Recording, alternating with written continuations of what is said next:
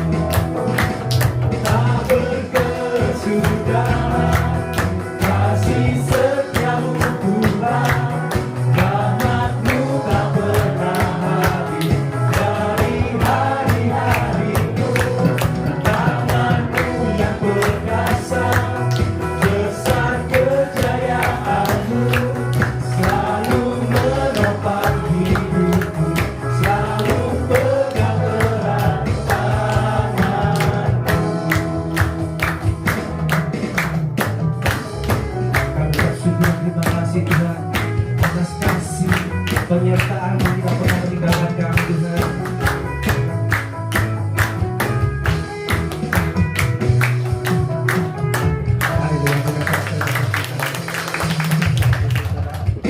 Silakan duduk.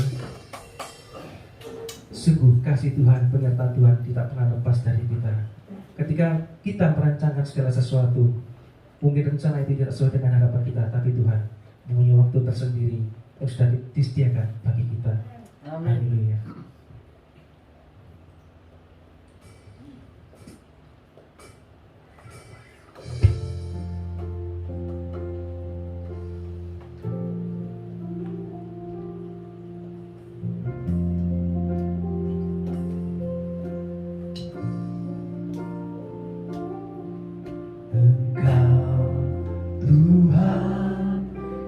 setia,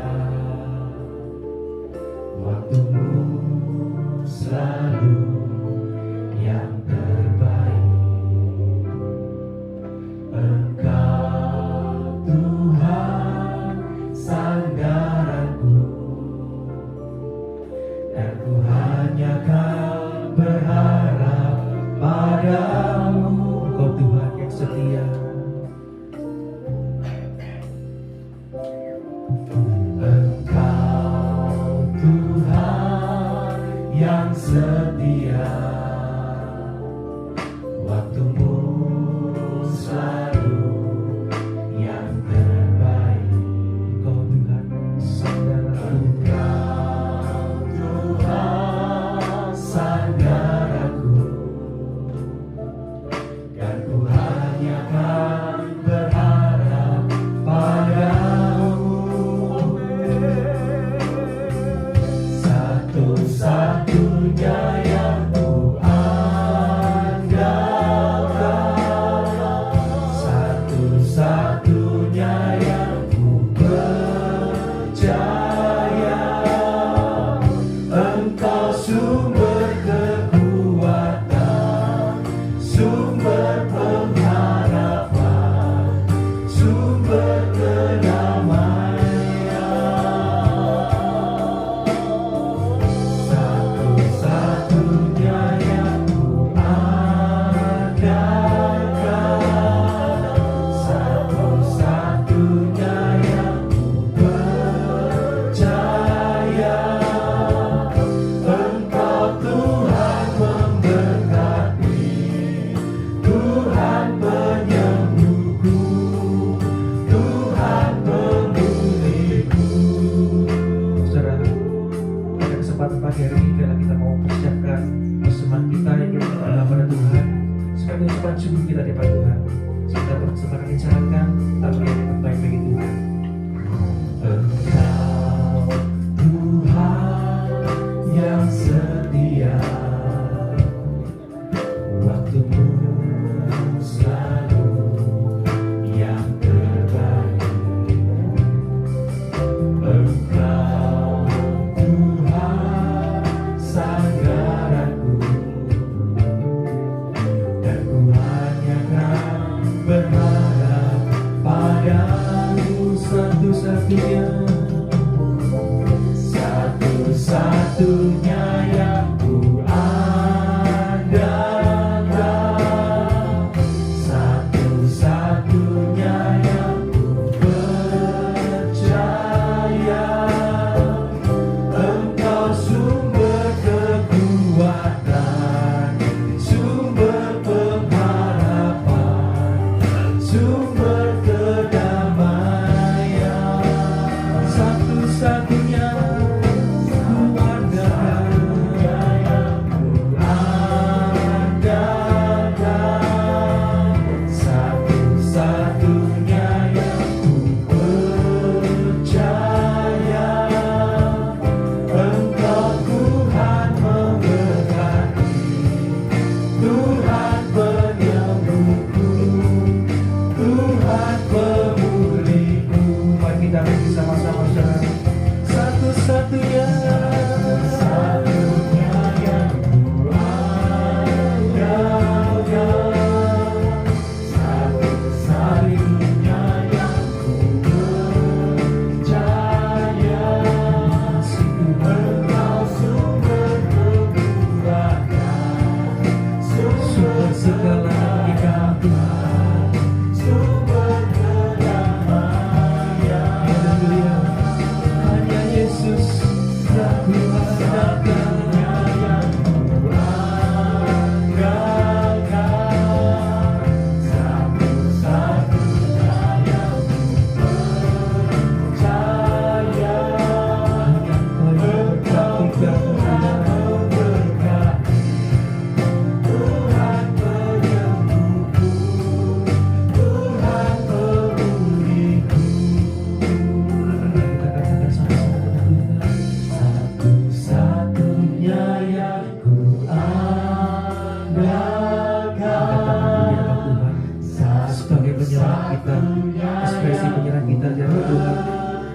Tuhan, satu-satunya adalah kami Tuhan, sumber segalanya bagi kami Tuhan. Oh Yesus, sumber kedamaian, satu-satunya ku andalkan, satu-satunya yang ku andalkan, satu-satunya yang ku percaya. Engkau Tuhan memberkati, Tuhan penyembuhku, Tuhan pemulihku. Satu-satunya yang ku andalkan, satunya yang ku andalkan, satu-satunya yang ku percaya. Engkau sumber kekuatan, segalanya, sumber kedamaian. Haleluya, satu-satunya yang ku andalkan, satu-satunya yang ku percaya. Engkau Tuhan memberkati, Tuhan penyembuhku, Tuhan pemulihku. Yang baik memberkati kami Tuhan. Engkau Tuhan memberkati, Tuhan penyembuhku, Tuhan pemulihku. Lagi ini pengakuan kami Tuhan. Engkau Tuhan memberkati, Tuhan penyembuhku, Tuhan pemulihku.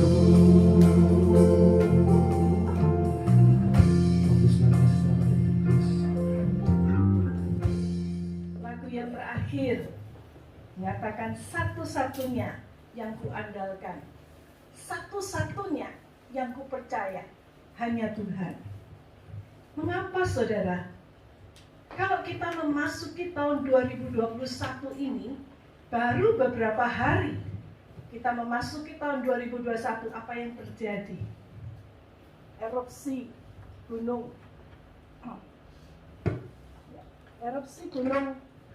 Merapi belum selesai, disusul lagi dengan erupsi gunung Semeru sekarang.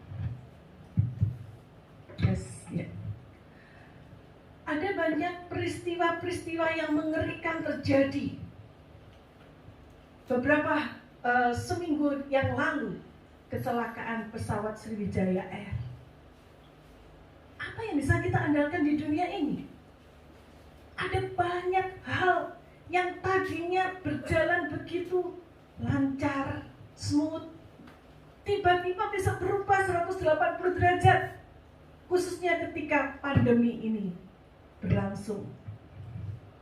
Saudara, hari ini kita mau belajar bagaimana kita bisa mengandalkan Tuhan sebagai satu-satunya pengharapan kita di dunia ini.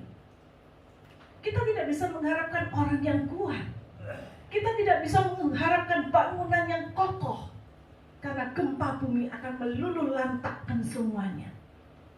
Tetapi yang bisa kita harapkan, sandaran kita adalah Tuhan yang Maha Kuasa. Hidup mati kita ada di tangan Tuhan. Amin. Itu sebabnya hari ini kita mau belajar. Saya ingin memberikan tema, yaitu di atas sayap burung Raja Wali. Kita akan membaca di dalam Kitab Keluaran pasal yang ke-19, ayat yang pertama hingga ayat yang keempat. Saya akan membaca ayat yang pertama, ayat yang ganjil. Silakan saudara, kita baca bergantian. Saudara membaca ayat yang genap. Keluaran pasal yang ke-19 ayat yang pertama. Pada bulan ketiga, setelah orang Israel keluar dari tanah Mesir, Mereka tiba di padang gurun Sinai pada hari itu juga. Setelah mereka berangkat dari Refidim, tibalah mereka di padang gurun Sinai. Lalu mereka berkemah di padang gurun. Orang Israel berkemah di sana, di depan gunung itu. Lalu naiklah Musa menghadap Allah, dan Tuhan berseru dari gunung itu kepadanya. Beginilah kau katakan kepada keturunan Yakub, dan kau beritakan kepada orang Israel. Kamu sendiri telah melihat apa yang kulakukan kepada orang Mesir, dan bagaimana aku telah mendukung kamu di atas sayap Raja Wali dan membawa kamu kepadaku.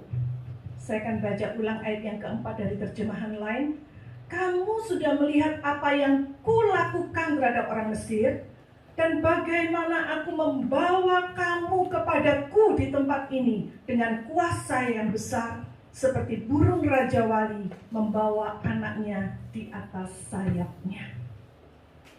Saudara, ayat perkataan Allah ini diucapkan melalui Musa ketika pada bulan yang ketiga, kalau kita baca ayat yang pertama, pada bulan ketiga setelah orang Israel keluar dari tanah Mesir. Artinya ketika mereka sudah dijajah sekian ratus tahun di sana, kemudian Tuhan membawa orang Israel keluar dengan pimpinan Musa melalui 10 tulah sampai akhirnya orang Israel bisa keluar. Tapi itu belum selesai. Ketika mereka keluar, pasukan orang Mesir akhirnya Firaun berubah pikiran dan menyuruh pasukannya untuk mengejar dan membawa mereka kembali ke Mesir. Dan ketika mereka melihat pasukan Mesir dengan kereta berkuda, dengan pasukan dengan senjata lengkap sedang menuju ke arah mereka, di hadapan mereka ada laut Teberau. Saat itulah mereka juga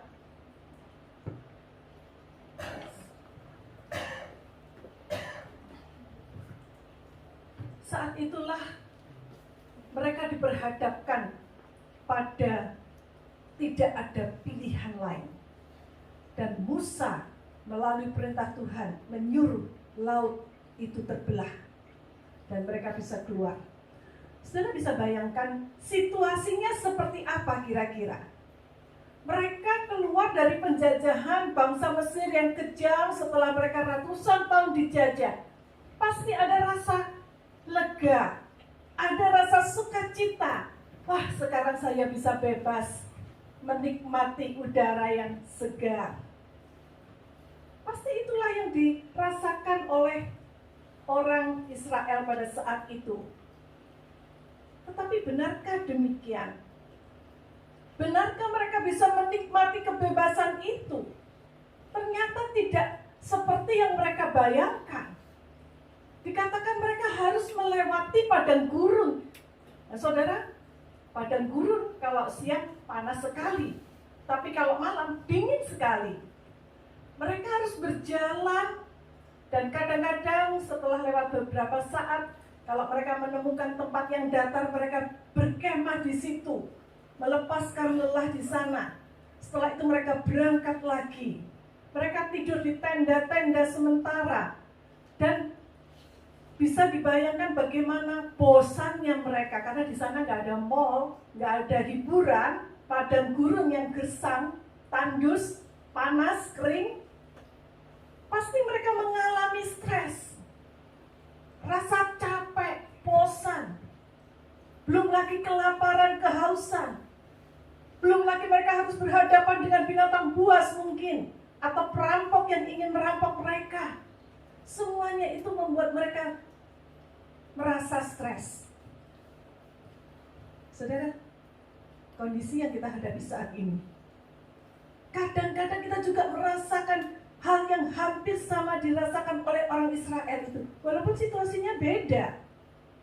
Bukankah saat ini banyak di antara kita, kalau kita mau jujur ya, ada yang merasa stres, ada yang merasa bosan karena tidak bisa beraktivitas seperti biasa, ada rasa takut, jangan-jangan saya kena COVID, jangan-jangan umur saya tinggal beberapa hari lagi. Ada ketidakpastian terhadap hari depan. Inilah yang seringkali disebut sebagai pengalaman padang gurun. Kalau saudara mungkin saat ini mengalami hal seperti ini, maka firman Tuhan ini adalah untuk saudara dan saya. Allah memanggil Musa naik ke atas gunung untuk menghadap Allah. Dan di sanalah Allah memberikan perjanjian. Ingat, ini perjanjian ini tidak memakai kata agreement, tetapi memakai kata covenant. Covenant artinya itu perjanjian yang tidak bisa dibatalkan antara Allah dengan umatnya bangsa Israel, umat pilihan Allah. Apa dasarnya Allah membuat perjanjian dengan bangsa Israel? Emangnya bangsa Israel itu bangsa yang hebat, yang luar biasa, sehingga dipilih oleh Allah? Enggak, saudara. Kalau saudara membaca kisahnya, saudara akan mengetahui bahwa bangsa Israel itu adalah bangsa yang tegar tengkuk, keras kepala, bangsa yang suka ngomel. Tetapi mereka dipilih, walaupun keadaan mereka bukan ideal. Tetapi Allah memilih mereka menjadi umat pilihannya. Dan melalui bangsa Israel lah Mesias itu datang ke dunia. Saudara, apa dasarnya Allah membuat perjanjian dengan bangsa Israel? Dalam ayat yang keempat yang tadi kita sudah baca dikatakan, kamu sendiri telah melihat apa yang telah kulakukan kepada orang Mesir. Jadi berarti Allah itu sudah melakukan banyak hal terhadap bangsa Israel, terhadap orang Mesir, sehingga mereka bisa keluar. Ada 10 tulah. Dan tulah yang terakhir, yaitu kematian anak sulung. Itu yang membuat mereka diizinkan keluar. Udah, kamu pergi aja, daripada ada lebih banyak lagi tulah. Kematian anak sulung. Anak sulung itu adalah sosok yang diharapkan untuk menjadi pengganti. Apalagi anak sulung raja, itu adalah putra mahkota. Kalau mati berarti habislah keturunan riwayat keluarga itu. Nah, saudara, ketika Allah sudah melakukan banyak hal kepada orang Israel, sekarang Allah meminta balasannya. Sekarang Allah membuat perjanjian, dikatakan, kamu telah melihat apa yang kulakukan kepada orang Mesir itu. Jadi, lalu dan bagaimana aku telah mendukung kamu di atas sayap Raja Wali dan membawa kamu kepadaku. Bangsa Israel tidak dikeluarkan dari Mesir untuk dibawa pergi ke suatu negeri tertentu, walaupun itu perjanjian Allah, yaitu tanah perjanjian. Tetapi bukan itu tujuannya. Yang terutama tujuannya adalah membawa kamu, yaitu orang Israel, kepadaku, yaitu Allah. Ini tujuan sebenarnya mengapa Allah melakukan perbuatan-perbuatan besar kepada orang Israel untuk membawa mereka keluar dari Mesir. Jadi karena mereka sudah ditolong oleh Allah melalui mujizat, melalui campur tangan Allah, sekarang Allah meminta bagaimana bangsa Israel mau menuruti, menaati perintah-perintah Tuhan dan melakukannya dengan setia. Itu sebabnya melalui Musa Allah memanggil, kamu naik ke atas gunung, Gunung Sinai. Dan di sana selama beberapa saat Allah memberikan 10 perintah Allah kepada bangsa Israel, ya, hukum Taurat. Yang menarik adalah bagaimana cara Allah menyelamatkan umatnya. Ya. Dikatakan dalam ayat yang keempat B tadi, aku telah mendukung kamu di atas sayap Raja Wali. Nah, ini yang menarik. Kenapa kok Tuhan memakai gambaran sayap Raja Wali? Kenapa kok bukan sayap burung merpati? Atau burung-burung yang lain? Burung gagak, burung elang, dan burung-burung yang lain. Kenapa kok Raja Wali? Saudara, baru-baru ini kita semua mendengar tentang kecelakaan pesawat Sriwijaya Air yang baru 4 menit lepas landas dari bandara di Jakarta untuk menuju ke Pontianak.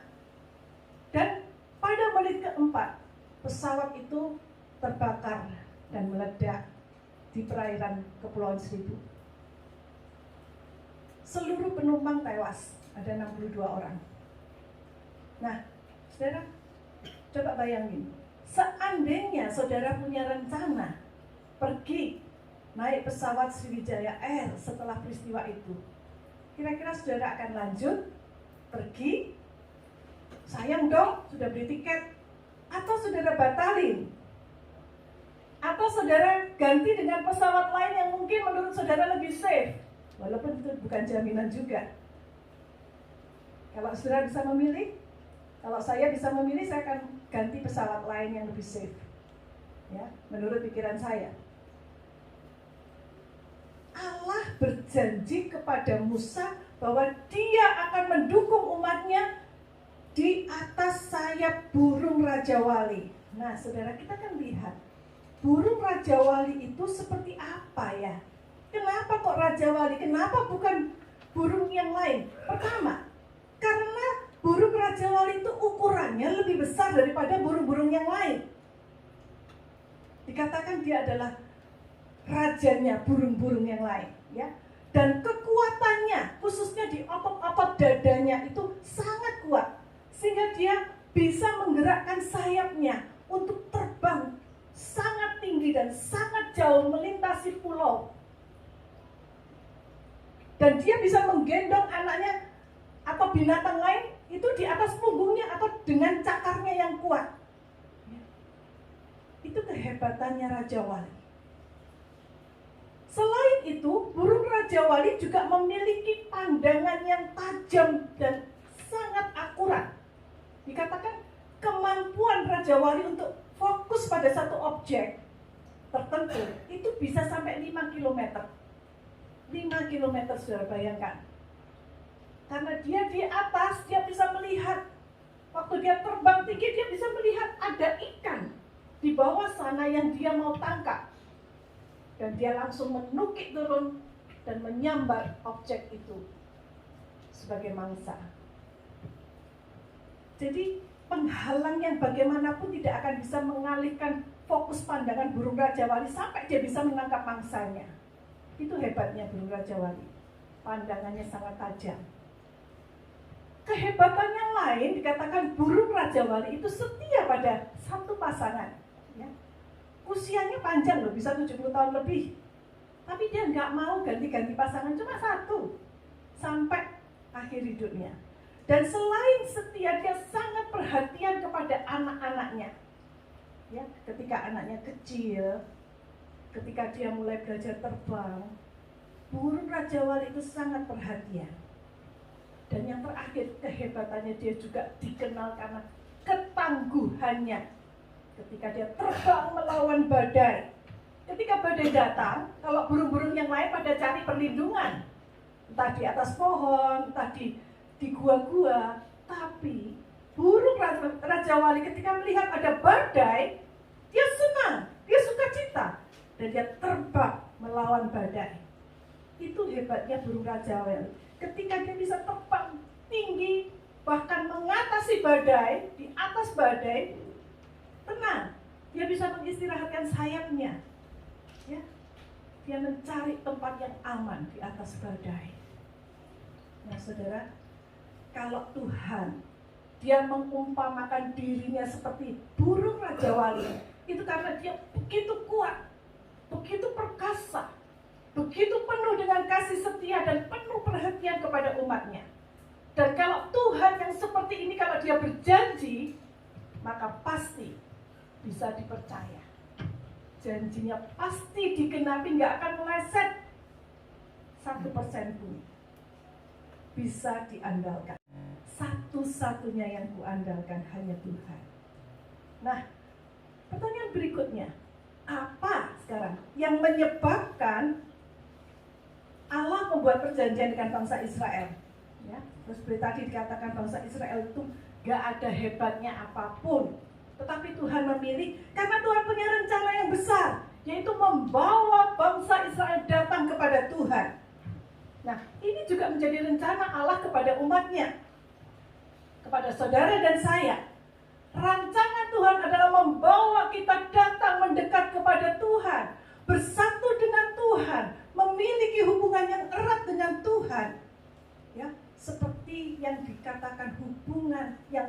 sangat intim, seperti pasangan suami dan istri dengan istilah yada itu.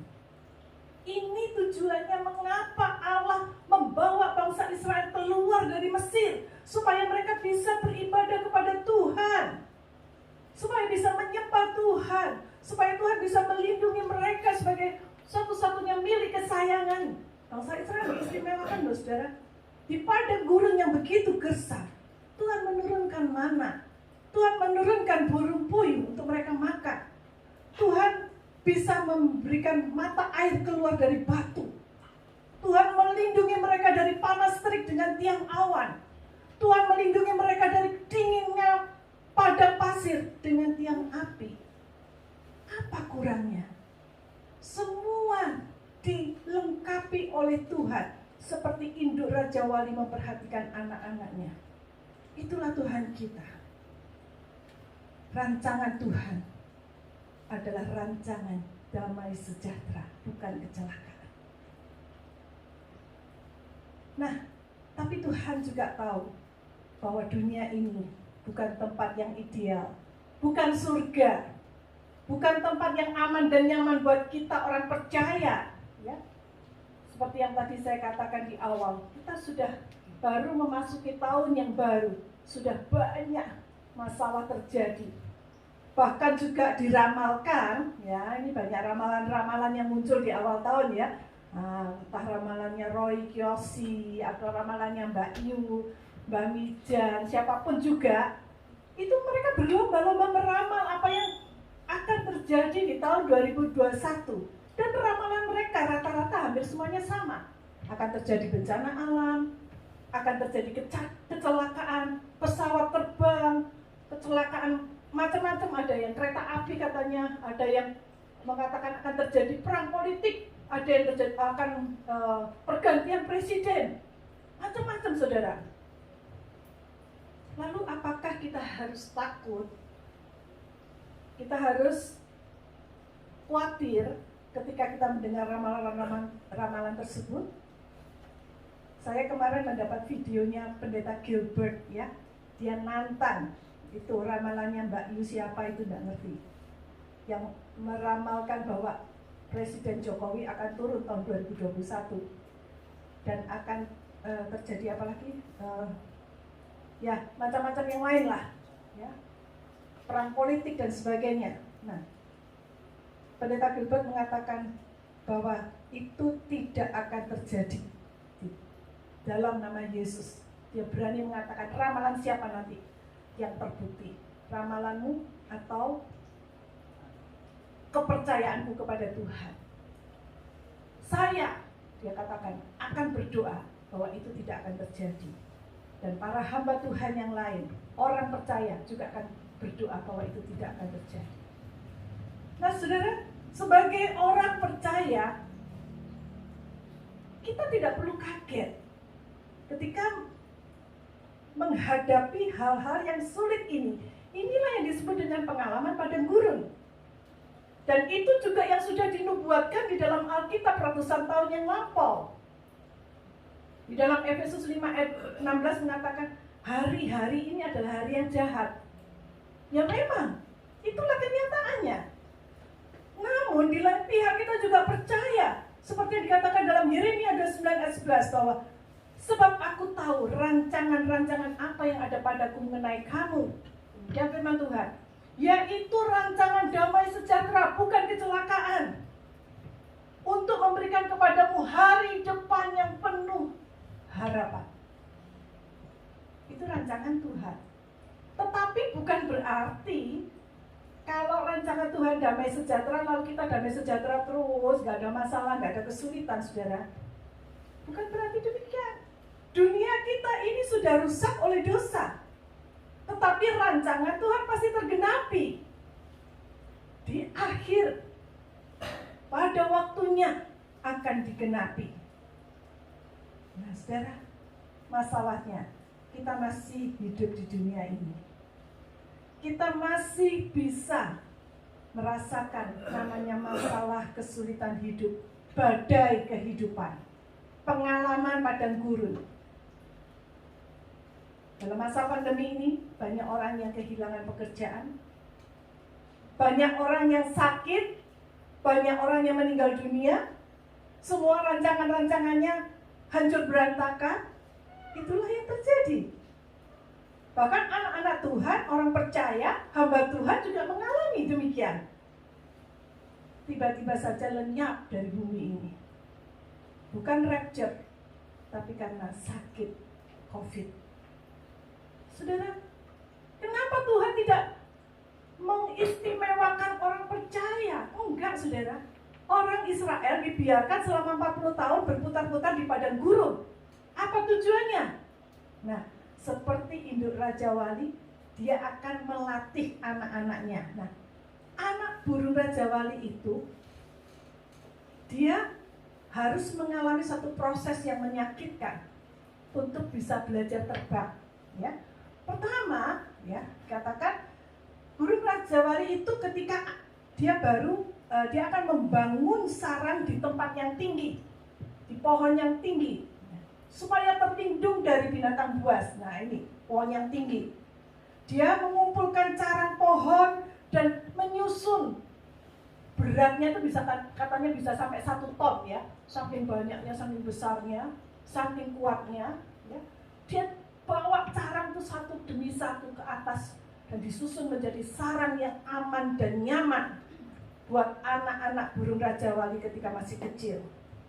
Setelah itu, karena itu kan dia lapisi dengan ya daun-daunan, kemudian dia cabuti bulu-bulunya sendiri dari dadanya itu, dia cabuti untuk bisa menjadi alas yang empuk buat anak-anak yang masih bayi itu bisa tidur dengan aman dan tenang. Saudara, begitu perhatiannya, begitu sayangnya induk kepada anak-anaknya. Semua kebutuhannya dicukupi. Itulah kalau anak burung itu masih bayi. Jadi gak heran saudara, kadang-kadang anak Tuhan pun seperti itu. Minta-minta sama Tuhan, Tuhan tolong, aku sakit, sembuhkan, Tuhan sembuhkan. Tuhan aku kekurangan, Tuhan kasih, Tuhan berkati. Setiap permintaan, teriakannya minta tolong selalu didengar oleh Tuhan. Itu ketika masih bayi. Tapi ketika anak itu sudah mulai besar, tidak lagi demikian. Karena apa? Ketika anak itu makin besar, sekarang tiba saatnya dia dilatih untuk terbang. Induk burung Raja Wali akan melakukan tindakan-tindakan yang rada-rada menyakitkan, ya. Dia akan melatih anaknya. Pertama dia buang dulu bulu-bulu yang halus itu, yang menutupi. Kemudian dia cabuti carang-carang yang melintang itu, sehingga yang tertinggal itu yang horizontal, yang vertikal, ya. Jadi akhirnya ranting-ranting yang tegak saja, sehingga anak burung Raja Wali itu merasa nggak nyaman lagi berada di dalam sarang karena ranting-ranting itu menyakiti tubuh mereka. Itu sebabnya akhirnya mereka terpaksa keluar dari sarang dan mereka mulai belajar terbang. Kadang-kadang Tuhan juga membiarkan kesulitan hidup, peristiwa-peristiwa yang menyakitkan menimpa anak-anaknya, dan seolah-olah dia diam saja lihat semua itu. Mengapa? Karena anak-anak itu sudah mulai besar. Dia harus dilatih untuk terbang. Dia harus keluar dari zona nyamannya dan belajar menggerakkan sayap-sayapnya supaya bisa kuat terbang melintasi badai. Tanpa itu pertumbuhan akan mandek. Jadi saudara, jangan kaget kalau Tuhan izinkan kesulitan hidup menimpa hidup kita. Tujuannya adalah melatih kita untuk terbang tinggi. Bukan membuat kita supaya jatuh, supaya hancur. Karena rancangan Tuhan adalah rancangan damai sejahtera. Dia tidak mungkin membiarkan anak-anaknya itu jatuh dan hancur. Nah, tapi ketika anak-anak itu sudah mulai belajar terbang, kadang-kadang memang sayapnya belum kuat, dia bisa kecapean kemudian jatuh. Nah, induk burung Raja Wali dia sengaja menjauh, tetapi matanya yang tajam tidak pernah lepas dari anak-anak itu. Dan dia mengawasi anak-anaknya itu.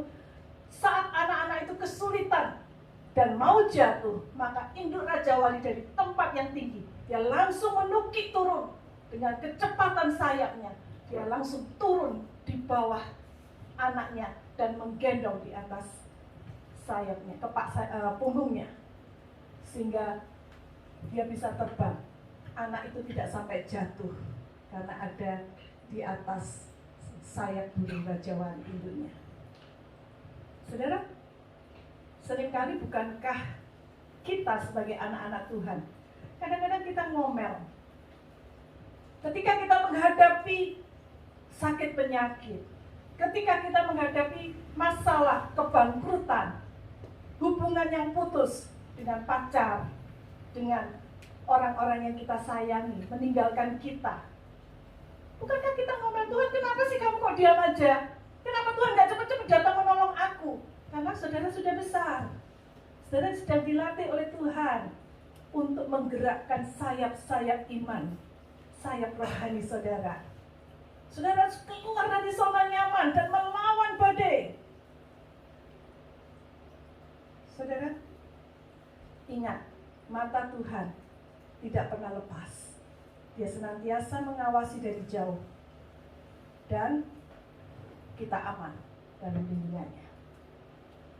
Burung Raja Wali, induk itu akan segera menggendong anaknya dan tidak membiarkan anak itu jatuh tepat pada waktunya. Kita harus percayakan hal ini. Seperti yang dikatakan dalam Ulangan 32 ayat 11 dan 12. Seperti Raja Wali yang menjungkir balikkan sarang. Dia kemudian mengembangkan sayap di atas anaknya. Dia kemudian menukik dan mendukung anak itu di atas kepaknya. Inilah cara kerja Tuhan kepada kita sebagai anak-anaknya. Supaya kita mau belajar terbang tinggi dan mendekat kepada Tuhan. Mungkin caranya nggak enak, saudara. Bikin senam jantung. Musa dilatih oleh Tuhan. Dia harus mengalami pengalaman padang gurun 40 tahun. Baru Tuhan panggil dia menjadi pemimpin besar bangsa Israel. Dilatih dulu oleh Tuhan 40 tahun. Apa tujuan Allah? Sekali lagi Tuhan ingin membawa umatnya untuk datang mendekat kepadanya. Kedekatan yang sangat dekat, yang sangat intim antara Tuhan dengan gerejanya, yaitu saudara dan saya. Itu tujuan Tuhan. Kalau hidup kita mulus-mulus saja, nggak pernah mengalami masalah, mungkin kita nggak butuh Tuhan. Kita sudah merasa, I'm okay, I don't need God. Itu seperti yang dikatakan oleh orang-orang di sana, di luar sana. Mereka sudah penuh dengan harta benda yang bisa mereka andalkan. Tapi saat ini semuanya hancur berantakan. Saudara, burung Raja Wali dilahirkan atau diciptakan untuk bisa terbang ke angkasa. Bukan untuk tinggal di dalam sarang. Dia harus melatih otot-ototnya supaya bisa terbang. Kita juga diciptakan oleh Tuhan. Bukan untuk duduk diam di rumah atau duduk di gereja manis-manis saja. Tetapi saudara dilatih untuk terbang tinggi mengatasi badai. Ketika masalah kesulitan hidup datang, terbanglah tinggi mendekat kepada Tuhan. Di situ ada tempat yang aman dan nyaman yang Tuhan siapkan buat kita. Tetapi untuk itu kita harus melalui sebuah proses kehidupan. Proses yang melatih sayap rohani kita. Nikmati proses itu. Jangan takut ketika saudara harus keluar dari zona nyaman, karena itu demi kedewasaan iman saudara. Namun saudara tidak perlu khawatir, karena mata Tuhan senantiasa mengawasi kita. Inilah kesimpulan yang bisa kita dapatkan dari pelajaran hari ini. Yang pertama, seperti burung Raja Wali yang kuat dan penuh kasih kepada anak-anaknya, demikianlah Tuhan terhadap kita. Rancangan Tuhan adalah rancangan yang terbaik, yaitu rancangan damai sejahtera dan hari depan yang penuh harapan. Namun bukan berarti itu hidup tanpa masalah. tanpa kesulitan, tanpa penderitaan. Bila Tuhan izinkan itu terjadi dalam hidup kita, anggaplah itu sebagai satu proses pendewasaan rohani. Jangan mengomel, terimalah, nikmati. Menarilah di atas badai. Karena tujuan Allah yang terakhir adalah membawa kita keluar dari perbudakan dosa agar memiliki hubungan pribadi dengan yang intim, dengan Allah kita. Biarlah pagi hari ini iman kita dibangkitkan kembali. Ketika badai itu datang, terbanglah tinggi, menarilah di atas badai. Saudara, menarik ya, burung Raja Wali ini, dia bisa dance, menari, ya di atas badai itu mereka bisa menari, kadang-kadang berpasangan. Ada videonya, saya nggak putarkan di sini, saudara bisa cari sendiri. Menari, saudara, benar-benar tarian yang sangat indah, karena dia punya sayap yang kuat. Inilah yang harus kita lakukan saat-saat ini. Jangan mengomel, jangan salahkan Tuhan, tetapi anggaplah ini sebagai satu kesempatan untuk kita menggerakkan sayap rohani kita sehingga bisa kuat dan mengatasi badai. Amin. Saya ingin kita menyanyikan satu lagu. Aku ingin selalu berada di hadirat-Mu. Aku ingin selalu dekat dengan Engkau. Inilah tujuan hidup orang percaya. Kerinduan Allah terhadap kita.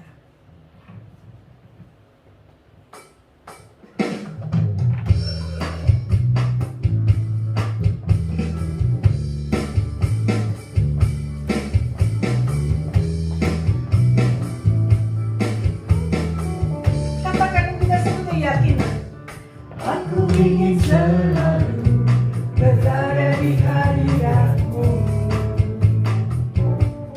Aku ingin selalu berlindung dalam naungan-Mu. Di bawah kepas sayap-Mu, Kau bawaku terbang tinggi, melintasi langit biru bagaikan Raja Wali. Aku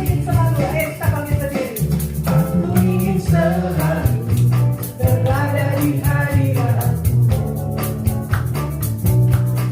Aku ingin selalu berlindung dalam naungan-Mu.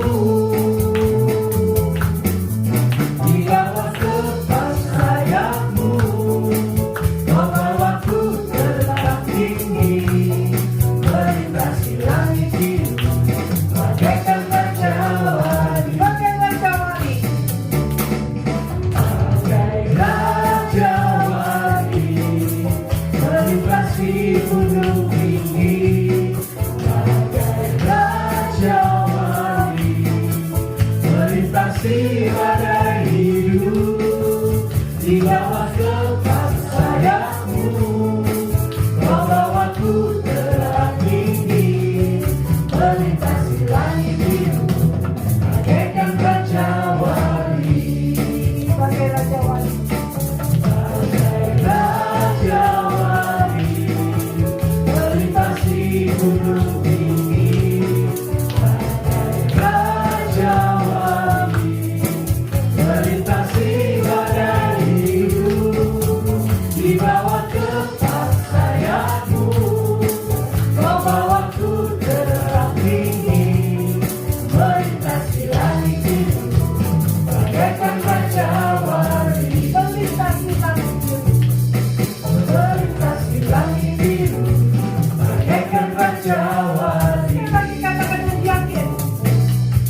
Melintasi langit biru bagaikan Raja Wali.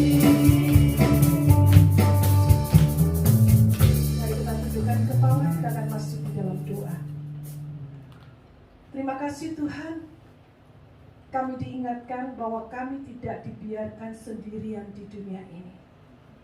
Engkau Allah Immanuel, Engkau menyertai kami, bagaikan induk Raja Wali yang senantiasa memperhatikan anak-anaknya. Engkau menaungi kami di bawah kepak sayap-Mu, dan Engkau menggendong kami ketika kami akan jatuh di atas kepak sayap-Mu. Kami aman bersama-Mu Tuhan. Saat ini Tuhan, mungkin kami sedang menghadapi badai kehidupan, kesulitan hidup, masalah, penderitaan, sakit penyakit. Tapi kami percaya, semua ini Tuhan izinkan untuk melatih kami, untuk belajar terbang tinggi mengatasi badai. Terima kasih Tuhan, Engkau sudah memberikan perlengkapan kepada kami. Engkau sudah memberikan kekuatan kepada kami. Dan Engkau senantiasa mengawasi kami dengan mata-Mu yang tajam, yang penuh kasih itu.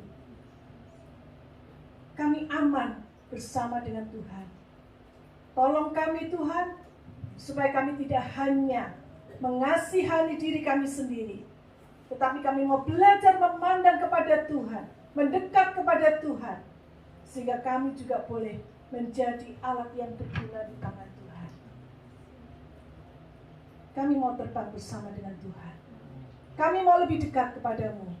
Mulai hari ini, kami pulang dari tempat ini, setelah kami mendengarkan firman-Mu, kami akan membuat komitmen untuk lebih mendekatkan diri kepada Tuhan, untuk melatih iman kami, supaya kami boleh tetap setia kepada Tuhan sampai akhirnya. Dengar doa kami Bapa. Semua ini kami panjatkan hanya di dalam nama Tuhan Yesus Kristus. Saudaraku sekalian, mari kita angkat tangan kita di hadapan Tuhan, sebagai satu tanda terima kasih kita, karena Dia Allah yang penuh kasih dan rahmat itu tidak pernah sedetik pun meninggalkan kita. Kiranya Allah sumber berkat akan melimpahkan damai sejahtera-Nya, rancangan yang terbaik ada dalam hidup kita. Ketika saudara pulang dari tempat ini, pulanglah dengan damai sejahtera Allah, dengan penuh kasih karunia. Belajarlah terbang tinggi, melintasi badai kehidupan. Jadilah berkat dimanapun saudara berada. Tuhan Allah Immanuel menyertai engkau dan memberkati engkau kemanapun engkau pergi. Engkau diutus ke tengah-tengah dunia untuk menjadi garam dan terang. Lakukan perintah Tuhan. Di dalam nama Tuhan Yesus Kristus kami berdoa dan mengucap syukur. Dan setiap kita yang percaya katakan amin. Kita nyanyikan Immanuel sebagai satu pengakuan kita di hadapan Tuhan. Immanuel, Allah beserta kita.